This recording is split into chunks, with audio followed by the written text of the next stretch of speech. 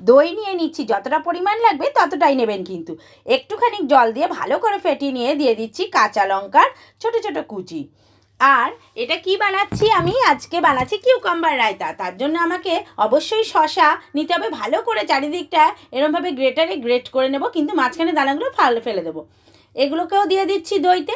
এবার কিছু দিয়ে দেবো এর মধ্যে গুঁড়ো মশলা।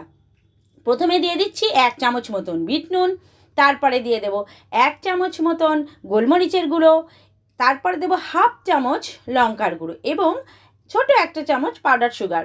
আর শেষে যেটা টেস্ট বাড়াবে সেটা হলো রোস্টেড জিরা গুঁড়ো, মানে এটাকে ভাজা গোটা জিরা ভেজে আমি গুঁড়ো করে দিয়েছি। ব্যাস, আর কিছুই না, মিলিয়ে নিলেই তৈরি হয়ে গেল শশার রায়তা বিরিয়ানির সঙ্গে, যা খেতে অসাধারণ। এই শশার রায়তাটা ভালো লাগলে অবশ্যই পেজটাকে ফলো করবেন, লাইক শেয়ার করবেন, আর ইউটিউব চ্যানেল দেখে থাকলে সাবস্ক্রাইব করবেন।